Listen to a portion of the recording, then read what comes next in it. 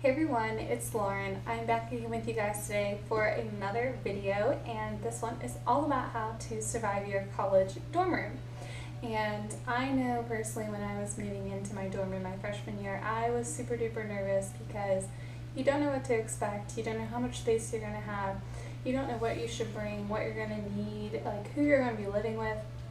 So there's a lot of stuff going through your head, and it can be pretty hectic and a little bit stressful. So I am here with you guys today to share with you a couple of tips and tricks to help you survive your dorm room. So I'm first going to go ahead and start out with a couple of just general tips to kind of get you started, and then I'll break it down a little bit more by different sections in the room. So tip number one for general tips is before you move in, make sure to clean the entire dorm room. Go in before you move any of your stuff in and clean off all the furniture and spray everything down, mop the floors or sweep them or vacuum, whatever you need to do, and just make sure everything is cleaned up because you don't know the last time it was cleaned, you don't know the last person that was in there, and it's just kind of sanitary. Two is bring air freshener. This should kind of be self-explanatory because dorm rooms can get a little stale, and let's be real, you don't want a stinky dorm room. 3, microwavable food is going to be your best friend, so I suggest learning to love it sooner rather than later because it's easier for you to just kind of grab a soup or a frozen meal and toss it in the microwave before you go to class or for dinner or anything like that, and it'll save you a lot of money as well in the long run. 4 is command strips and hooks will literally come in so much handy. You probably won't be able to put holes in your walls, so having these will be the perfect thing that you need for living in a dorm room. And I suggest buying just a bunch of different sizes and a bunch of different types because you'll be able to put up a lot of different things in your room, and then you'll be that really, really cool person who has their entire dorm room decorated and everyone's going to want to go see it, so I definitely recommend that. The 5th and final tip that I can really stress to you guys is to keep your dorm room door open. And this is so that you can meet people in your hallway and people on your floor and just kind of really get to know people a lot faster and make a lot more friends. So now that I've given you guys some kind of general tips, I'm going to go ahead and break it down into sections. And the first one is going to be bed. First off, let me say that you're going to need 2 sets of sheets because you're going to want one for whenever your clothes are in the wash and you can't get to them and you want something to sleep on, or 2 because you just need to be washing your sheets every week because you're going to be living on these and sitting on them and eating on them, so they're going to get dirty pretty quickly. Another tip for your bed is to go ahead and have a lot of pillows and blankets because this is going to turn into your living room per se. Everyone's going to be sitting on your bed and hanging out, and you really want to make it comfy and kind of be able to pop up against the wall and make it sort of like a couch so everyone can just kind of hang out. If you can, go ahead and purchase some bed risers or loft your bed because this will save you so much room. If you can loft your bed, that means that you can go ahead and put your dresser underneath there and your desk as well, saving you a lot of room, and then that way you can have more open space. If you can't, risers are always a really good idea. I had those in my dorm room.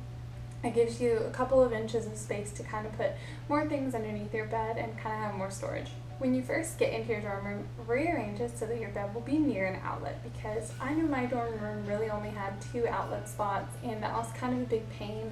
So reorganizing my room to make it where it was closer to the outlet so I could have my phone near me when I was sleeping and I could use my alarm and use my laptop and stuff in my bed as well was really, really helpful. I also suggest going ahead and buying those allergen protector, bug protector sheets for your beds because, again, you don't know who's sleeping there before you and it's kind of gross. And that's the only downside to really living in the dorm is that it cannot be the cleanest place. So I definitely suggest those to kind of keep your bed fresh and you clean and healthy. The last bed tip I have is to buy the mattress topper. This will literally save your life and you will thank me later because you are going to be so uncomfortable on those beds. They are literally like rocks if you do not put a mattress topper on them. So that was one thing that really got me through my freshman year, and it'll make your bed so much comfier. Everyone's going to want to sit on it and you'll be able to sleep like an angel. Now we're going to go ahead and move on to closet and some tips and tricks I have for that. The first tip for closets is to buy those little black felt fuzzy hangers, and you can literally get them everywhere for all different prices. You don't have to get the actual name brand.